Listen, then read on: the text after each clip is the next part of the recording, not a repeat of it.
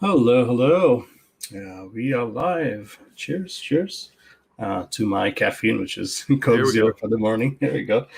All right, I see us, and I think I hear us good, so we should be all set. All right, folks, good morning. Good morning if you're joining us, East Coast, West Coast, and Americas, and good afternoon, good evening for the rest of the world. Welcome to CodeItLive. As you know, this is our channel where we code about a bunch of different things throughout the week. We do CMS and podcasts on Mondays. Tuesdays are Unity. Wednesdays are fun with React and some UI work. Thursdays, it's Xamarin and some XAML and .NET stuff. And today is Friday, right? So we get to stretch our legs, relax a little bit.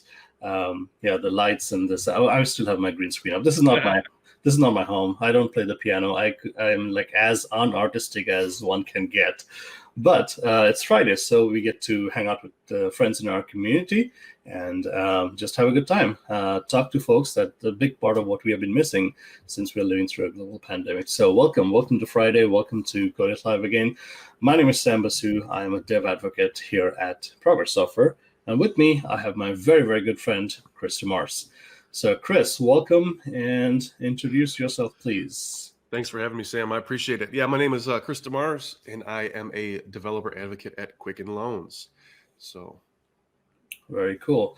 And already we are seeing some of our good friends out in the community join us. Hey. Oh, snap. Our good friend Scott, Addy, and Chad Green from Tail Learn Code. Good morning, folks. Thanks for joining us. So this will be a fun conversation. I've actually wanted to have Chris on for a while. I have known Chris for years now. So let's dig in a little bit. We can't get to in-person conferences yet. So this is what we're missing out, just hanging out in the hallway or just like sitting down with a friend with a cup of coffee and a drink and just kind of talking about life and technology and things that we are passionate about. So I know Chris is passionate about lots of different things. I want to pick his brains. So who are you? Where do you live? What do you do? Oh, who am I? Well, let's see. I am a bearded, tattooed, 6'3" teddy bear of a person. Like I said, my name is Chris, Salt and Burnham on Twitter if you want to give me a follow. I've been a web developer for a long, long time. Just moved into a developer advocacy role at Quicken Loans here in Detroit, Michigan. I lived in Denver. Thank you. I'm really, really stoked to be in this role. I just moved back to Michigan a couple months ago. I moved out to Denver, Colorado last year, and I was there for a year. And I just moved back. So currently I'm right outside of Detroit, and I plan on staying in Michigan until I'm 6 feet under. So here we are. Now, you are a Michigan boy, right? I mean, you're born and brought up in Detroit? Born and raised, baby. Born and bred. Got that Michigan tattoo on the arm. I got 313 on the back of the neck. Nice. I love Michigan. Michigan is home. Cool. Now, what do you do in your dev advocacy role? What are some things that's on your plate? Well, I'd like to say that I'm there. I'm here. I'm involved to help the internal community, as well as, the external community. But right now, focusing on the internal community, helping out other developers, coaching, mentoring, training, doing different stuff like that. And that's what I love doing. I'm really big on speaking and teaching and mentoring outside in the community, which we all wish we could be out there and see our friends and help teach in a greater capacity. But I get to do that now at work, and I'm getting paid for it. And I think, regardless of the money, it's my role. And I think that's an amazing, amazing opportunity for me, as well as the community internally and the community externally. So, yeah, good for you. And you kind of bring up an important point. Like, so I have been a developer advocate for years now, and I mean, many of our friends are in the community, and this role actually has like a dual funnel. You are facing outwards, but you're also trying to help out internally. You are kind of the first customer. You're working with your engineering teams, and like you said, like there are I work with some amazing engineers, but they're just like doing their jobs at their desks, and they're not outgoing like we are. So it helps to kind of bring them up and elevate what they're doing. So that's pretty awesome. Yeah, I definitely, and that's one of the things I like to do the most too, is like bring other people up. You know what I mean? And be kind of like, be that inspiration if I can. Like I just tweeted last week, you know, a lot of newer developers coming into the space, coming into the community out of boot camp or college or whatever, and they're struggling to get jobs. And I told them, you know, hit me up in Twitter and like I can try and boost your signal a little bit. I mean, even if just one other person looks at them and says, "Oh, hey, they seem like an awesome person. They might not have all the experience in the world, but hey, I'm going to give them a shot." Like if I can do that and get somebody's foot in the door or help them in the community in any capacity, that's what it's all about. You know what I mean? And to answer Scott's question, I'm my own hype man. I don't need anybody. Well, Where there's are this, you at? yeah. So Scott's also saying something that I think is true. Like you're amazing for what you do out in the community. You deserve to be in this role. So Thank you. Good for you and congratulations. Yeah. So tell me, where did you start? Like how did you end up in this industry? Like, was computer science, web always the stuff you wanted to do? That's a great question, and it's a super long answer, but I'll try and like give you the TLDR. So I was a kid. I was about 96. So like I like to say I'm like old in web years, but I'm not. I'm not old, right? But I started when I was about 12 years old. So it was like 96, 97. And my uncle was into computers. My dad kind of knew a little bit about telecommunications because he worked for AT&T. And I kind of just got into it through that. I had my first computer when I was about 2.5, 3 years old. It was like an old school Tandy running DOS. And I used to play with that. I started getting into QBasic when I was in grade school and then moved out of QBasic into HTML. And then from like 96, 97 up until now, it's just always been a thing. When I was younger, though, I didn't think you could actually have a job doing that, you know? So I would just do, you know, personal sites with Angel Fire. And I figured, you know, you'd have to work like for like a Fortune 500 company to be a web developer or webmaster, as we used to call it back in the day. So, you know, I did that for a little while, but I always kind of had non-tech jobs until I finally decided in my mid to early 20s that, you know, I need to stop living check to check and, you know, stop trying to scrape by all the time. Like I need to do something with my life. So I decided to go back to school, not because I needed the degree or anything, but a lot of people didn't believe I would do anything with my life. And it was kind of like a big, like, yeah, I'll prove you wrong. So I went back to college and got my degree 11 years later. And I was still, you know, writing code. I was a truck driver for a while, but I was still writing code for personal projects as well as freelancing and an independent consultant for a company here in Michigan. And then I started off as a co-op at DTE Energy, which is the biggest utility company here in Michigan. I did that, and I got hired. I left there, went to another company, a mortgage company, left there, and went to Tufton Needle, and now I'm at QL as a developer advocate. That's quite a story. Good for you. Good for you. Yeah. And you're right. I mean, sometimes, like, you know, in our industry, like we meet so many amazing people who are not formally trained in this, but they are. I mean, as long as your head is screwed on. Hang on, my son is trying to play outside, and he is causing a ruckus. All right, here we go. So, I mean, you can self-teach. You can. I mean, there are so many things you can just learn by yourself. But sometimes, just to prove a point, like it helps to just go through school, and you did what you did. So yeah, that's pretty amazing. Yeah. A lot of people didn't think, you know, a lot of people thought, you know, Chris is just gonna he's gonna die in his mom's house. You know, he's not going anywhere with his life. And it's not because I was a bad person. You know, I didn't get into the drug scene. I didn't get into the alcohol scene. I've never been to jail. I have a clean record. It's just I was just a lazy person. And people just didn't. I had no drive when I was younger. So everybody thought I wasn't gonna do anything with my life.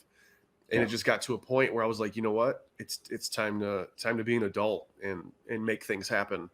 And so I did it. I pushed and I hustled. Like we have a saying here in Michigan or in Detroit hustles harder. And I hustled and I did the thing, right? And I always say it's the Doc Brown's Guide to Life.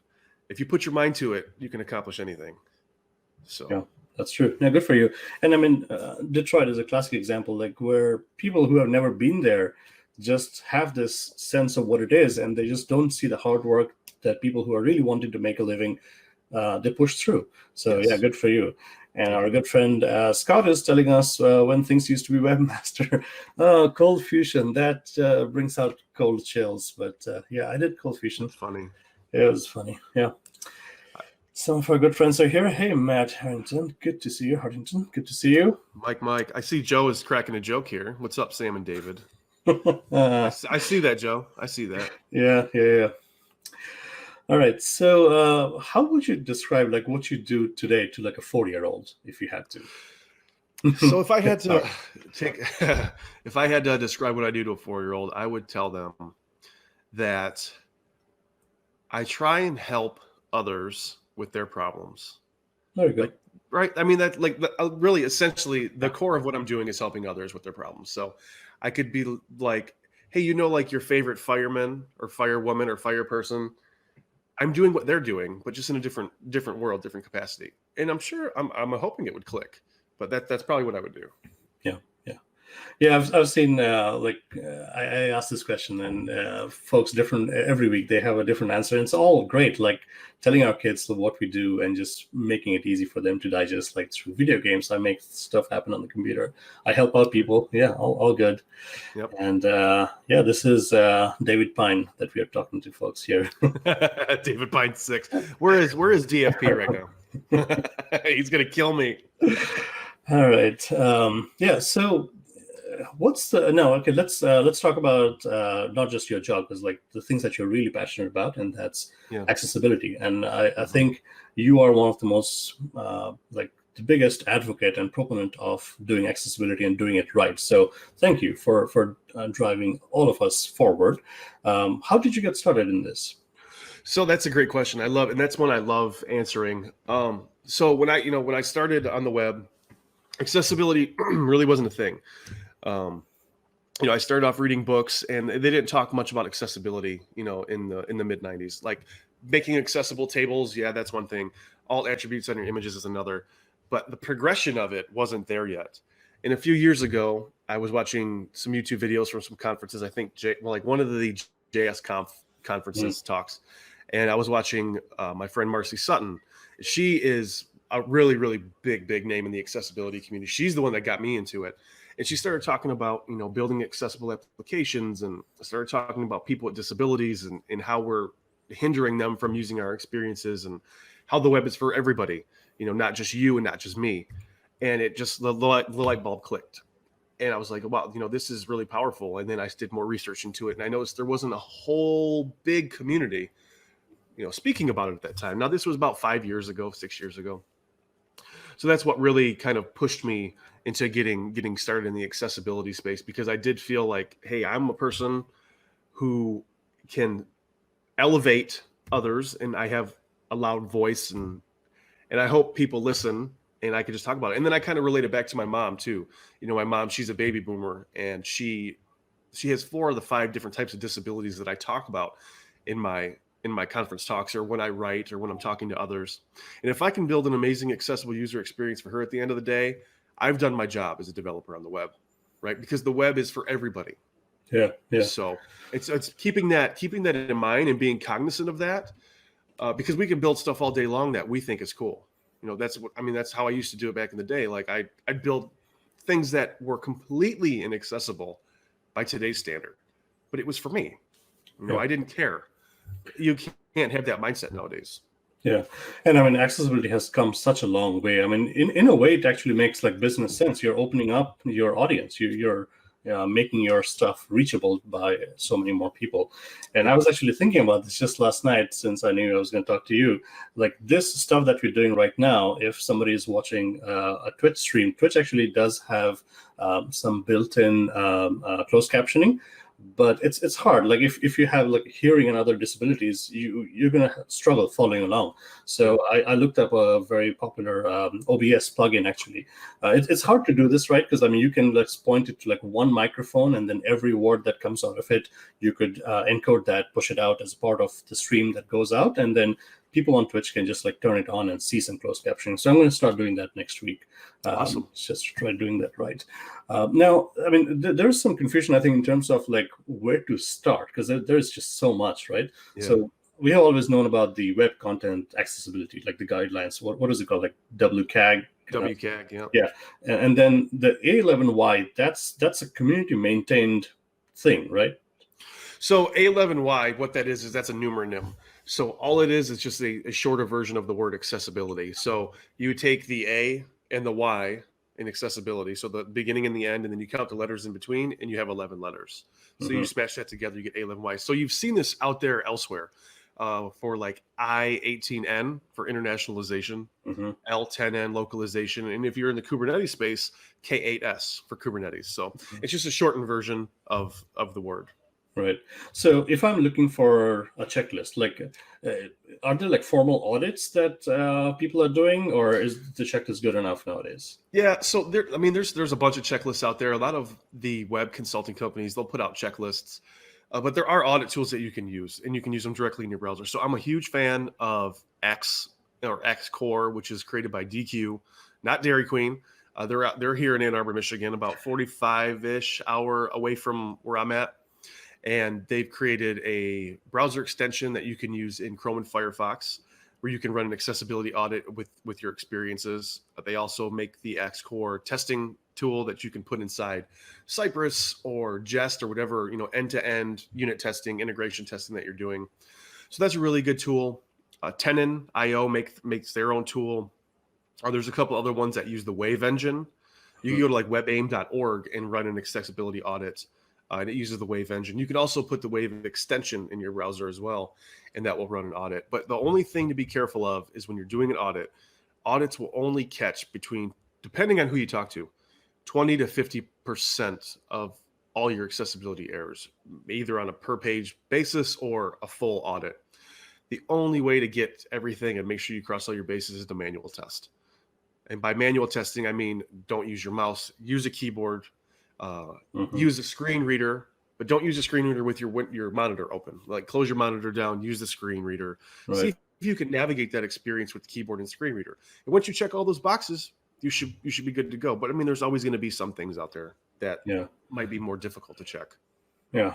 The good thing is, I mean, there are lots of resources, like you said, lots of checklists, lots of ways for us to try to get this right, and then seek professional help. Like folks like you. What about like mobile apps? Because I play in that space. Are some of these resources carried over to the mobile space? I haven't really jumped into the mobile space too much. If we're talking native, I know that you can bake in accessibility within the native applications. I haven't jumped into that world yet. But if, let's say, you have like a hybrid app, or even just a PWA, stuff like that, whatever is in the web experience is essentially going to translate down, right? So if you were to hook up a keyboard or a mouse to your mobile device, it should translate. Right. And there are screen readers built in, like Mac VoiceOver, or OS VoiceOver, that's built into MacBook Pros and iPads and iPhones right out of the box. I'm not sure about Android, but those tools are there to help with those experiences. Yeah. All right, good to know. Now, like, keeping in mind all of your passion for accessibility, I know you speak a lot, you write a lot. What's the kind of the most exciting thing about how you go about doing your stuff, and what are some challenges?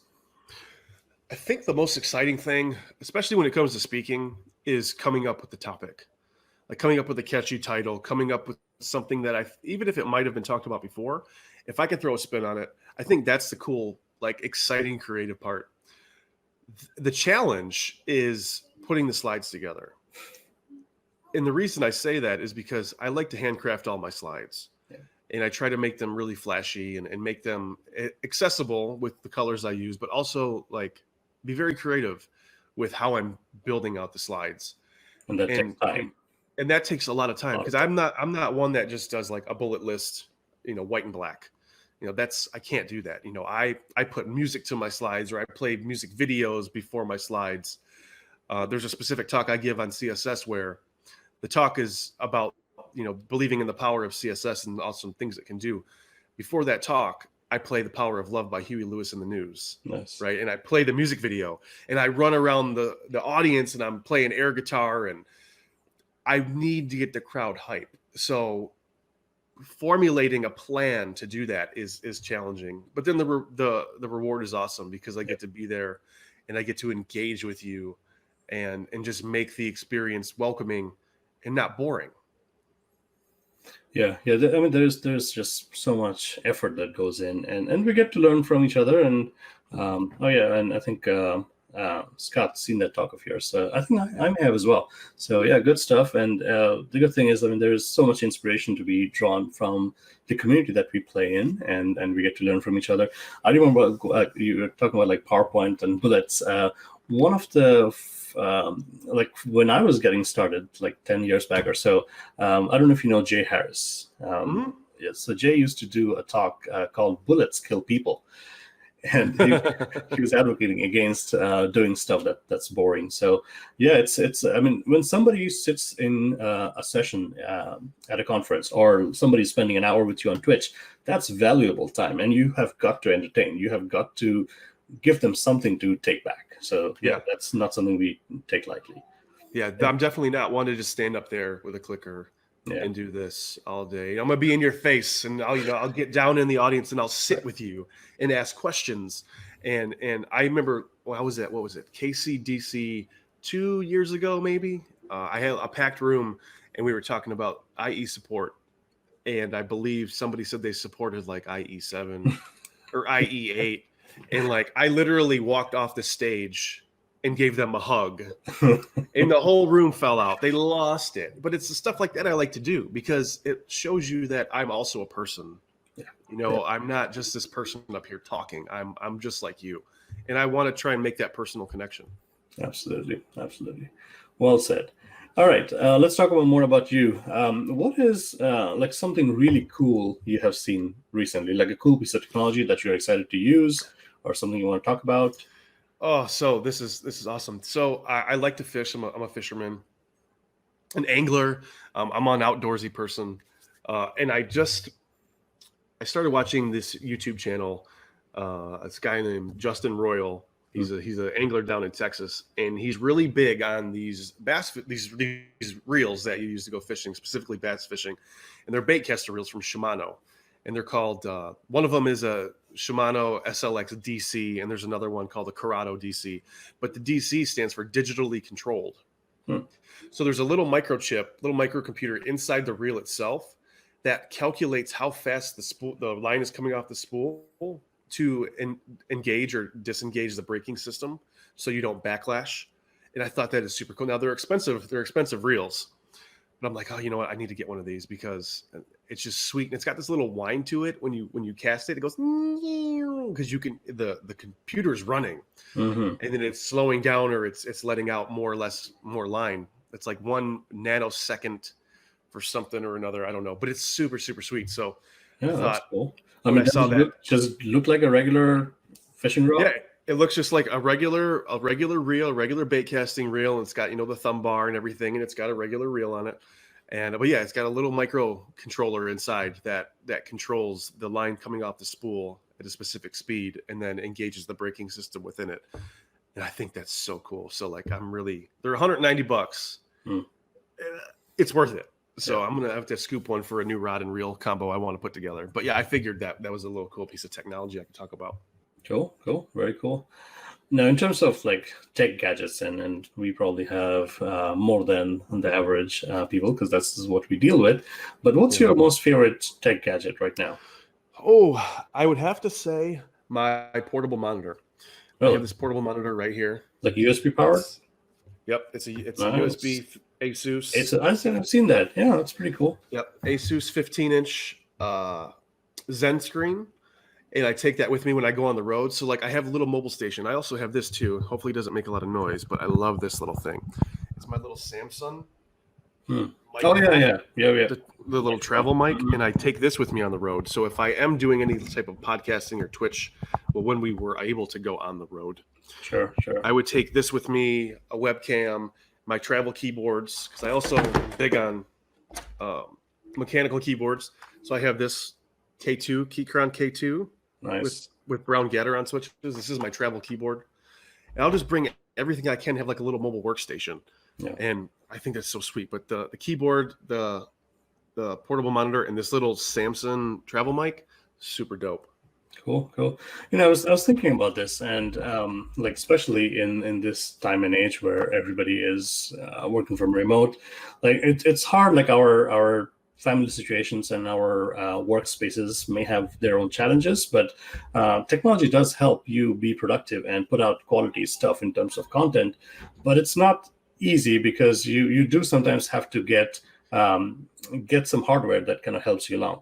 So I actually just wrote up a post which should hopefully go live soon on, like, right now as I sit at my desk, like I'm surrounded by like so much stuff, so much like tech gadgets, and it can be a little daunting because I mean if you think about this, like it kind of looks like a rich kid's sport, like the whole like an elaborate work from home setup or like a streaming setup just requires so much stuff.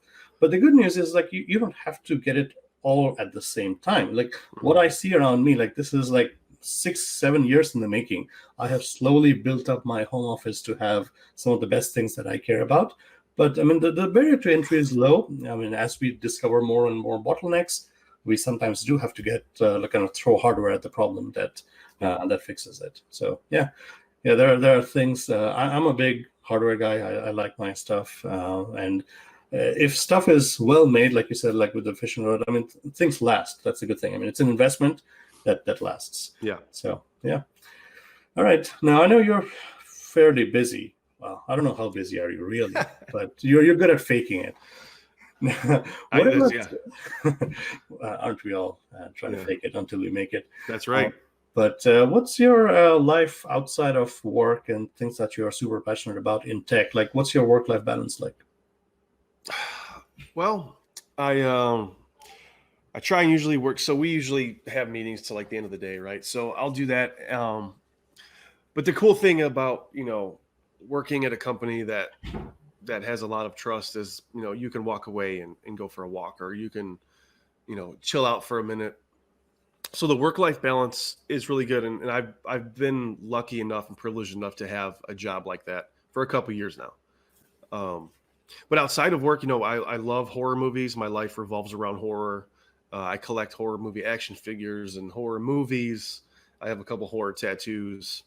I love fishing. I love hunting. So when I'm not, doing anything on the computer or just not sleeping, I like to go fishing. And that's an amazing thing about living in Michigan too, is there's so many good fisheries around here. We have some of the best fisheries in the country. So I like doing that and just hanging out. I love being around people. I'm a huge extrovert, but with everything going on and, it's hard to be an extrovert in times like this because you're so limited. Yeah, that's well put. I mean, we are showing up on like Teams and Zoom calls, and we are showing up on Twitch, and just a lot of us are pretending that everything is fine and hearty. But and the reality is, like, mental health is important in these times. This is depressing in a way, but we're all trying to stay positive and connect with each other as and when we can, so we can move forward. Yeah, especially somebody with mental. So I have mental health issues. I have debilitating health anxiety, and I struggle with depression and obsessive compulsive disorder. And before I moved home, I was in Denver. All my support system was back in Michigan. Mm-hmm. My doctors were in Michigan. I saw a therapist out there, but like my regular doctors were here in Michigan. My friends and family are here in Michigan. So when this hit in February, March, when it really hit, I was stuck inside with myself, and being stuck inside with myself isn't good, because of the mental health issues and being such a huge extrovert. All I wanted to do was go out and hug somebody, and we just couldn't do it. And I knew I wanted to move back home anyways, but like I kept, just counting the days down to like, okay, I'm going to be back home in Michigan. I'm going to have my friends. I'm going to have my family. I'm going to have my doctors that will help me get through this. And it's been great. That's why I love home. I don't think I'll ever move out of Michigan again. There's a lot here in Michigan. Yeah, absolutely. And, I don't want people to think like, oh, you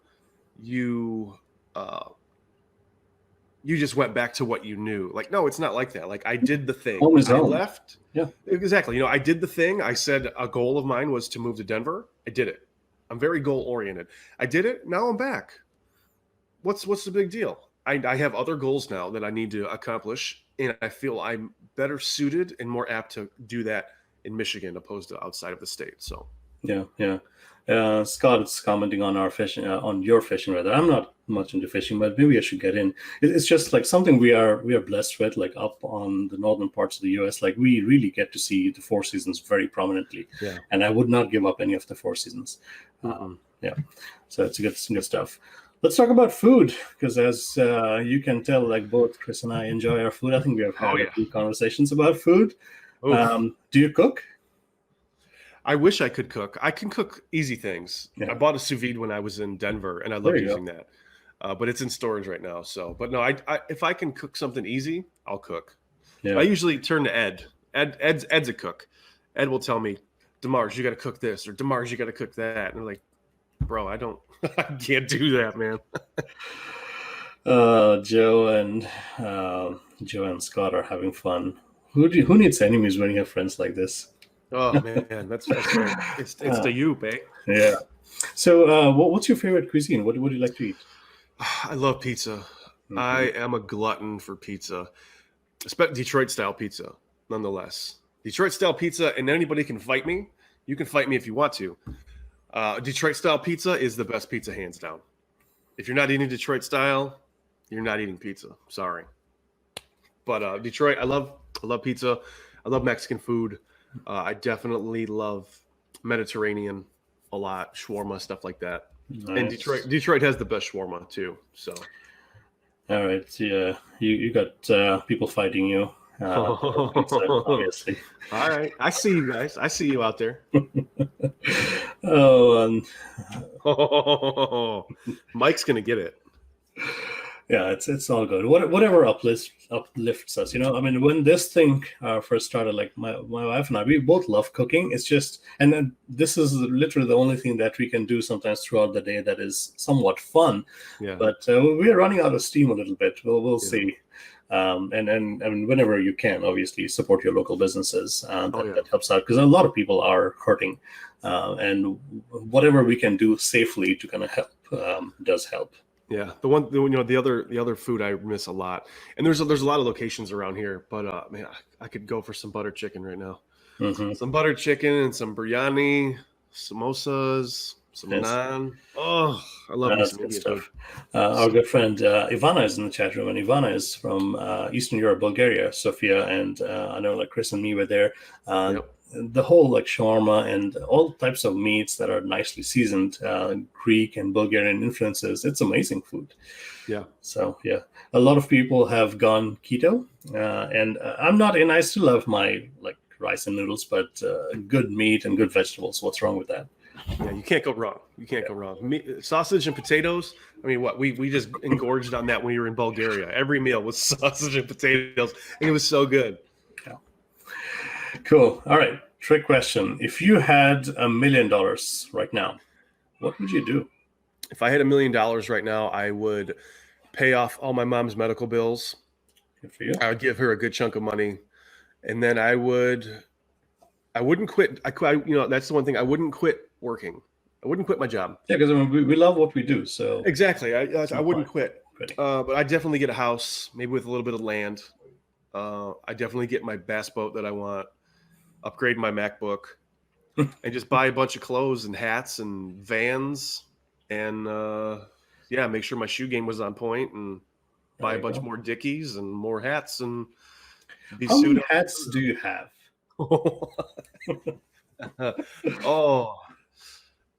Maybe close to 50, I would say.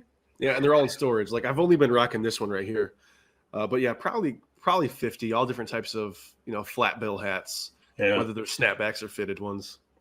Yeah, I wasn't into like the flat ones before, but now I have like a dozen lying around because like it's I haven't had a haircut in quite some time, and when you're streaming, the cameras are up there when you're coding, and I don't want to see the stuff that's going on, so I've been rocking some hats as well. Hell yeah, that's what's up. And our good friend Jeff Fritz also has probably close to 50 hats. He switches them around. He's big into hats as well. Yeah, we're getting old, and hats help us hide some stuff. Like it or not. I know. I'm starting to get some gray in here, but I still have a full head. So there you go. Good for you. All right. So I know you're busy. I don't want to take up a whole lot more of your time, but I know you're super passionate about accessibility and moving the web forward in the right way. Yeah. Give us some parting thoughts. Like, what are some things you are really looking forward to making a difference out in the community, at your work? Just inspirations.